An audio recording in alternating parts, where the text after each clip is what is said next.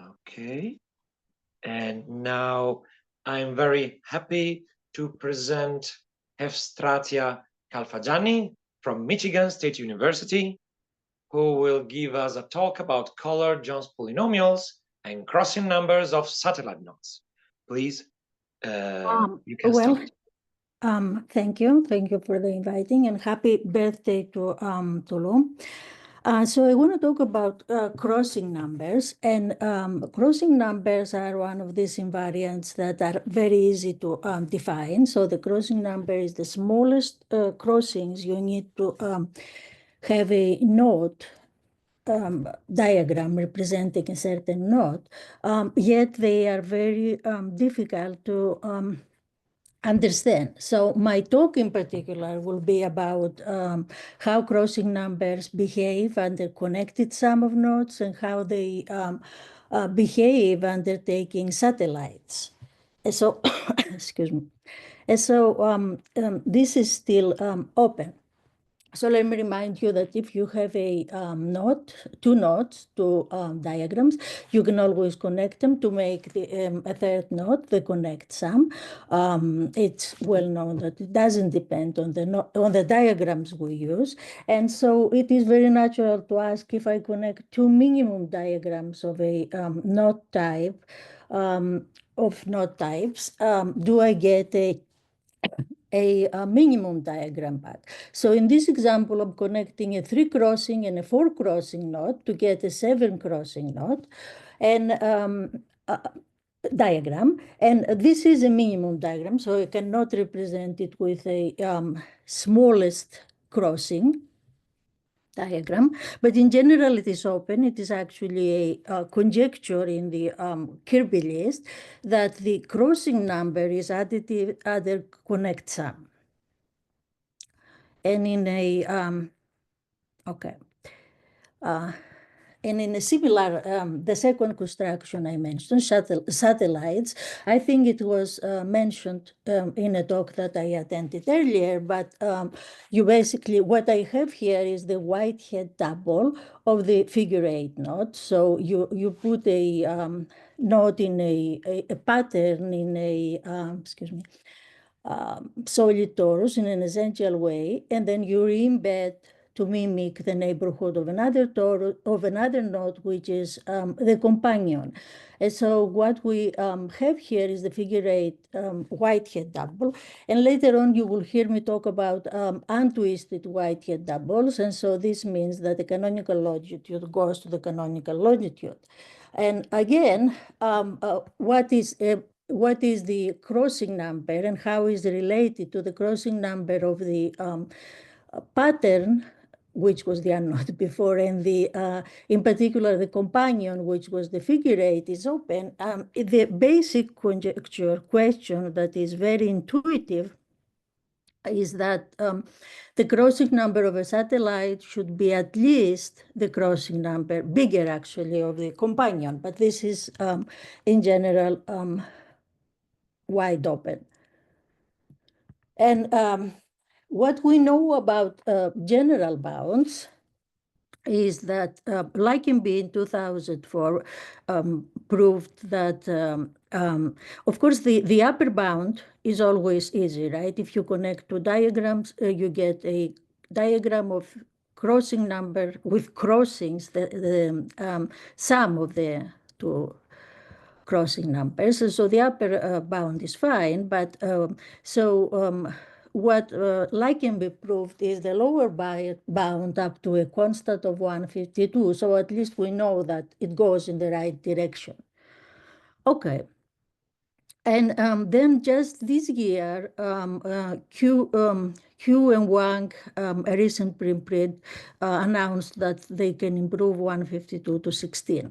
And so Leichenby also proved that the crossing number of the satellite is a constant, is bounded below by a constant, a fixed constant, times the crossing number of the companion. And this constant, of course, is not something that we can use to estimate or let alone compute crossing numbers. Okay. So on the other hand, what we're doing for classes of nodes, we've been doing much better. And so, for example, we know that by work that was done in the 80s by Luke Hoffman, Murasugi, and Thurthwaite independently, that a reduced alternating diagram always realizes the crossing number of the node. This was the well-known tied conjecture that was proved using Jones polynomials, in fact. And as a result, the additivity conjecture also holds. The crossing number is additive for alternating nodes. And there's other nodes for which the crossing number is known. For instance, Murasugi showed that for torus nodes, the special diagram that is a torus node is also minimum. Okay, now in the 80s, also in the process of defining understanding the crossing number of alternating nodes, they generalized the notion to adequate nodes, which is a broader class including the alternating nodes, and they determine the crossing number. So in particular, adequate nodes also are defined via special diagrams. And something that will come up is that the right of such a special diagram is also an invariant. And finally, also similar ideas determined the crossing number of a Montesinos node, again by special diagrams. And more recently, a couple of years ago, Christine Lee and I were able to determine crossing numbers of the first infinite family of prime satellites. So what we show is that for the untwisted Whitehead double of an adequate companion with CK crossings, and right zero, the crossing number of the Whitehead double is what you would expect, namely, if you start with the adequate diagram and you double it, you do the operation on the diagram, you get a minimum diagram of the Whitehead double. So, and then later on, with Rob McConkie, we showed that the same is true. A similar thing appears when you have cables. So this is the two cable of a node. There's -1 and +1 according to what the crossing you add here is. And so what we showed, again, if you start with an adequate diagram and you double it, you take the cable, this is what is a minimum diagram of your node. Yeah, questions? Okay, so, excuse me. Let me, so of course we know what alternating nodes are, and let me briefly remind you what adequate nodes are in case there's somebody that hasn't seen this before. So let's remind that the Kaufman state starts with a node diagram and then replaces each node with each crossing with one of the two resolutions. And the result is, of course, a number of simple closed curves that are disjoint.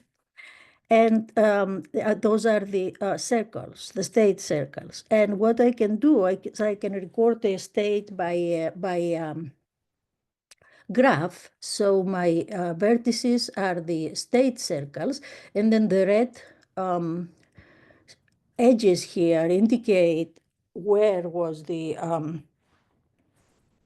crossing that was resolved. And the direction, of course, points the way the crossing was resolved.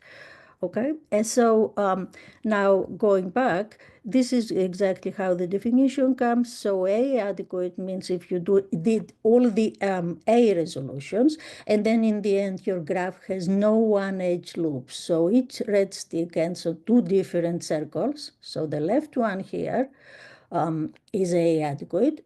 The right one is not, because the big black circle here has sticks with two endpoints on it. Okay, so when I say adequate, again, the definition is that it should possess a diagram that is both A and B adequate. And so the tight conjecture that I said earlier, which was one of the early achievements of the Jones polynomial, and as I said, was also Luke Hoffman is one of the people that proved this, basically uses the Jones polynomial to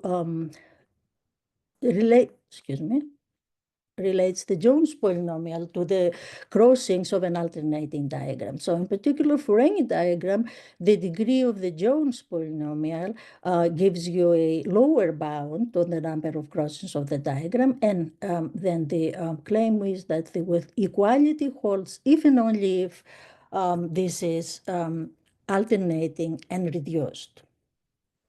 All right, so yeah. Of course, so one then knows that you start with the alternating diagram, and you compute the Kaufman bracket, so-called, and the result is, as for example, the result of the span of the degree is equal to the crossing number of the diagram. So, for instance, here what I've done is I took the figure 8 node, the trefoil node, and I have done the computation of the Kaufman bracket, and what you find in the end after switching back to the Jones polynomial, the span is 3, which reflects that this is a reduced diagram with three alternating with three crossings. All right. When you, so as I said, alternating diagrams, alternating nodes are in particular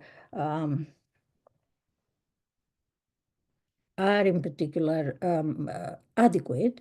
However, there are adequate nodes that are not alternating. And for those, there is still a relation of the degree of the Jones polynomial to the crossing number, but the relation is not exact. There is the degree span of the Jones polynomial gives you the crossing number minus an obstruction, which is the Turayev genus, a kind of measure that shows you how far is your node from being alternating. But nevertheless, but in the 80s, Licorice and Thirstwaite, they realized that once you pass to also take into account of the parallels, the Jones polynomials of the parallels of a node, then they were able to compute to determine the crossing numbers of adequate nodes. And because again, passing to the parallels separates, this is what I want to say, separates the crossing numbers from this quantity in the degree. And as a result, they proved that also an adequate diagram realizes the crossing number of the node it represents. So again, this theme persists. We have special diagram nodes that are defined by some kind of special diagram, and the special diagram realizes crossing number. Okay, so now what we have done is we passed to the Callor-Jones polynomial, which is is really also a particular expression of the parallels of the node guided by representation theory. And I want to briefly say that this is of course, a collection of Laurent polynomials of a node parameterized by integers. positive integers. And although it's an infinite collection, this is what I want to keep from the slide. Although it's an infinite collection, there is a recursive relation between them. And so in the end, one needs, for every node, one requires finitely many of those polynomials in order to determine the entire collection. The problem is that it's not a universal bound. How many you need very much depends on the node and intrinsic properties of the node. So for example, for the trefoil that I mentioned earlier, the relation is a order 3 recursive relation. So any three n plus 1 and n plus 2 are related. Okay, now this is just informative. What I want to say is that this imposes some special structure on the degrees of the Calotte-Jones polynomial, which is a function of a quadratic function kind of quantities that depend on the node. So let's look at the maximal degree and the minimum degree of the nth Calotte polynomial. The span is a quadratic kind of function. It's a quasi-polynomial. So you have functions S2, S1, and S0, depending on n. But what you know is that as n becomes large, as n goes to infinity, each of these functions stabilizes into a finite number of points. So they are periodic. And so looking at the quadratic degree, you know that as n goes to infinity, you get a finite number of those. And what the largest of those is what I will call the Jones diameter. And for the cases of, in main cases like alternating and adequate, this is just one value. But for the satellites that I'm talking about, this takes more than one value. All right.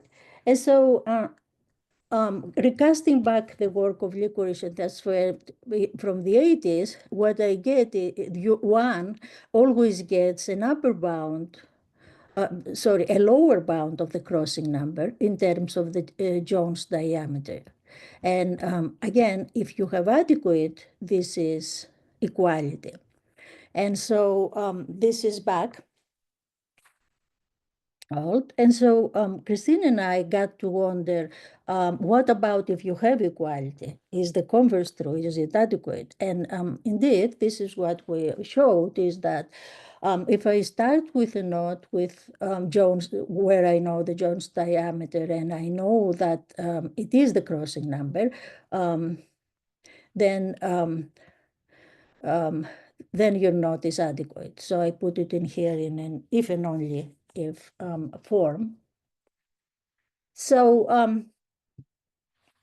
if let K be a node with Jones diameter dk and crossing number ck, we always have the upper bound and equality if and only if it is adequate. So in reality, what we show is that if we have a node with a diagram with C crossings and we computed the Jones diameter, and if I have time, I'll tell you a bit how this is done.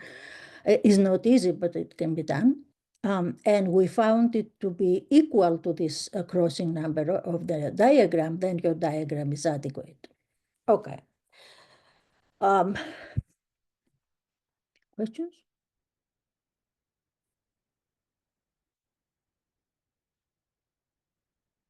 All right. So one application that we've seen from that is that we are able to actually play with this theorem and get the exact crossing numbers in some families.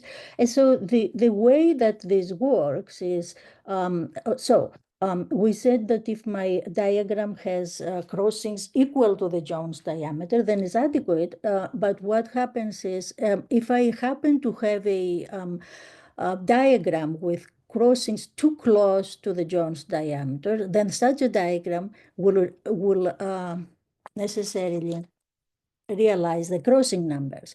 So what I need, unfortunately, is to have a non-adequate knot to know that, but there is ways to determine it. Admitting a diagram such that the Jones diameter is not 2ck, but the next thing. So it's 2 less than the crossing number. Then we know that this diagram is minimum.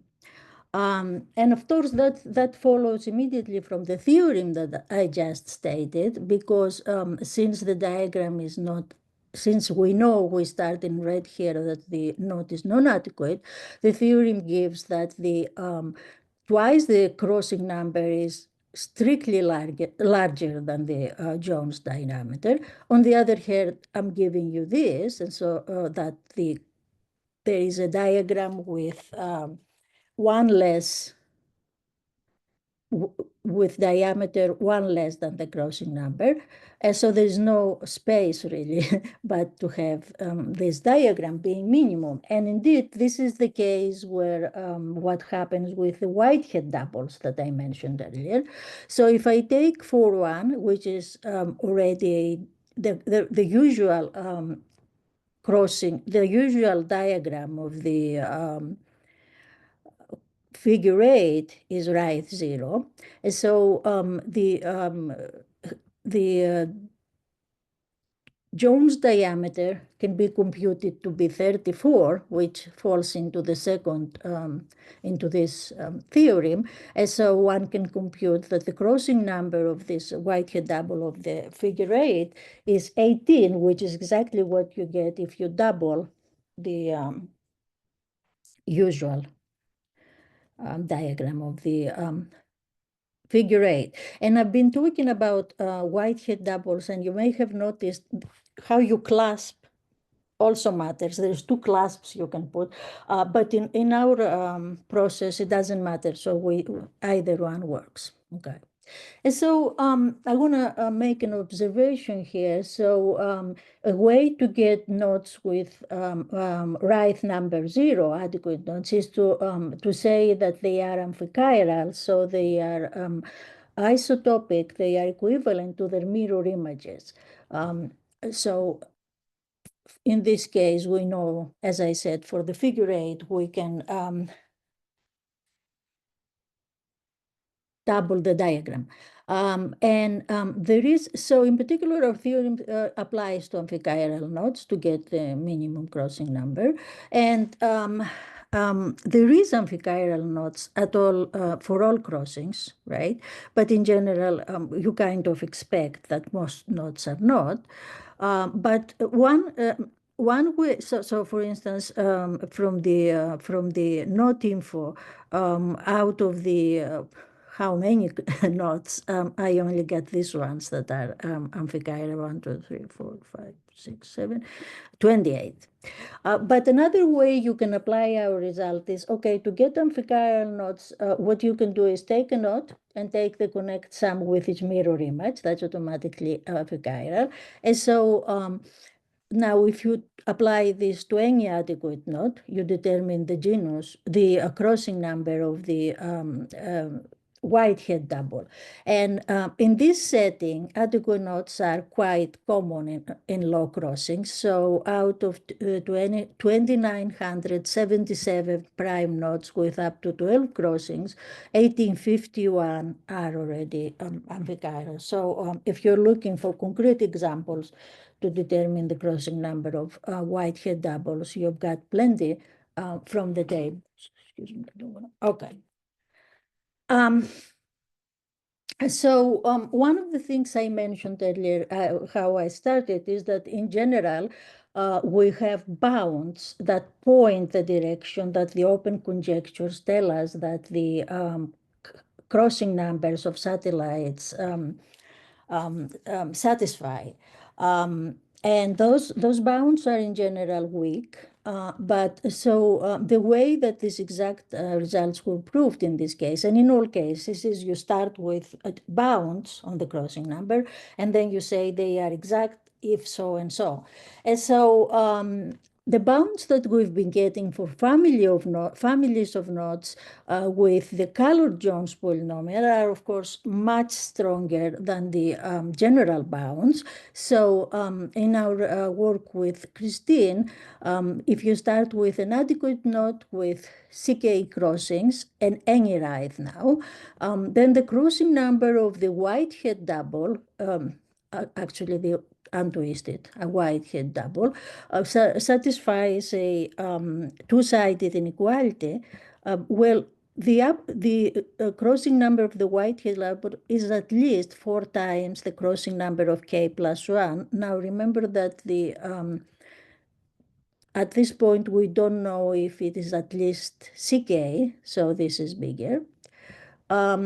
And the upper bound is easier. You just, if you construct the satellite literally from a diagram of the of K, you can just count the crossings, all right? And I say adequate here, but even in the case that I start with a companion that is not adequate, I still get stronger bounds, right? So for instance, the Whitehead double of torus nodes, these are known to be adequate. And I know that the crossing number of the Whitehead double is bounded below twice the crossing number of the torus node. Again, I get 2 more than the general open question. All right, and cable nodes, again, with what we done with Robis, if you start with an adequate dot and do any cable, now cable is when you are doing the satellite operation with companion K and the pattern, what you start in the solid torus is a PQ torus node. And so with the hypothesis that you start with a companion that is adequate with crossing number ck, then the cable for any, the crossing number for any cable has a lower bound q squared ck plus 1, which is actually right, much stronger than the general question, but also kind of what you expect. You expect this, how many times it goes around the torus, the pattern goes around the torus to appear somehow in the lower bound. And then from there, we have the exact crossing number. So in fact, if you start with a p that is twice the right number or plus or minus 1, this is the p, then you have your exact crossing number. All right. And then later, there is another work I want to mention. Takata and Motegi and Baker looked at the next family of satellites. They looked at the so-called meso doubles. So the pattern is a little bit more complicated than what I did for the Whitehead link. Whitehead doubles, you go an extra time. And so in this case, again, if you start with an adequate node, what you get is the crossing number is, okay,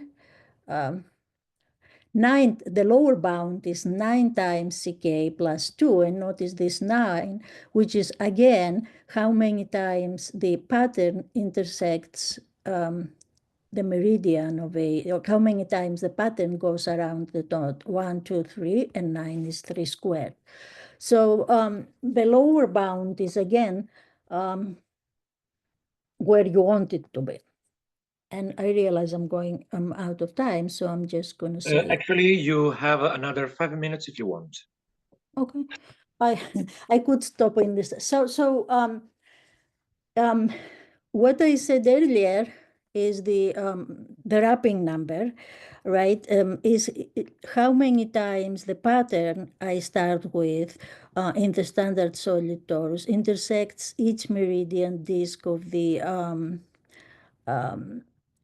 torus. So here the wrapping number is 3, and the winding number, which is what it represents in the homology of the first homology of the torus, is 1, because this knot can be, if you undo this crossing, then it will only intersect the meridians once. Okay, and so yeah, the wrapping number is the geometric intersection, as I said, of the meridian with the pattern. And so in our case, the Whitehead double has 2, the PQ cable has Q, and the major double has 3. And so in what these results indicate, and it's actually a very natural conjecture that it's not my conjecture. A lot of people have think that this should be true. So the lower bound on crossing numbers given by but the conjecture, so the lower bound seems to be more natural to also involve the wrapping number. And what I want to say, this is not my conjecture, but we conjecture that the lower bound that you get from the colored Jones polynomial should give you this bound. So the lower bound on crossing numbers given by the degree of the colored Jones polynomial for adequate knots should be this. And another question is for what, so we used this process, and we were able to determine the crossing number actually for some families. So it's natural to ask in this process, how do you decide what properties of a satellite allow you to determine the crossing number on the knot, as we've done for Whitehead doubles and 2 cables.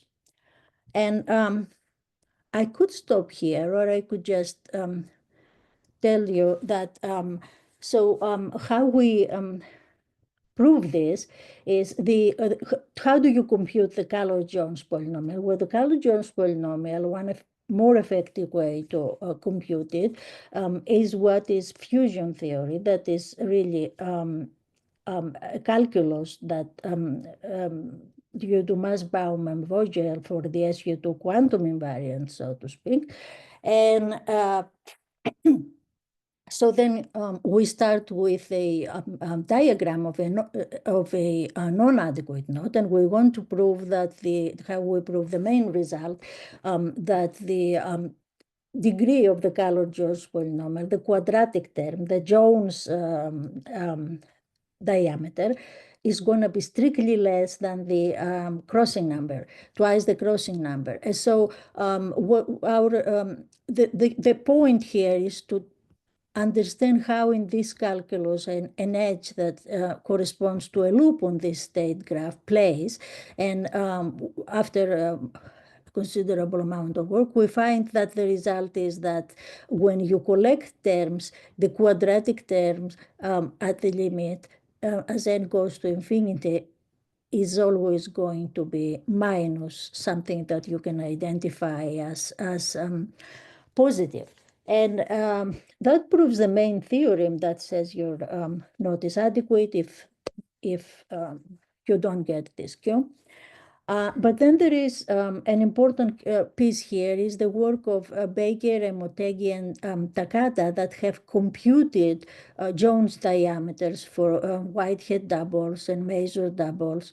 And myself and Tran have computed for cables. So you see that these things can be computed, and so we use those and to get the exact crossing numbers. And finally, for the exact crossing numbers result, you also need to know that your knots are not adequate. And so we need to show that the particular families that we determined the crosses are not adequate, Whitehead doubles and, for instance, these cables. And how you do it, again, the way to do it is use properties of the polynomials, Jones and Kaufman two-variable, sometimes polynomial, and properties of the Turayev genus. And once you have all these ingredients together, you're able to get your lower bounds and the exact bounds. And I think I should stop here. Thank you, and I'm sorry for the trouble this morning. Thank you very much for your inspiring talk. It was very, very nice. Thank you. I would like to thank you. And if there are any questions, please feel free to ask.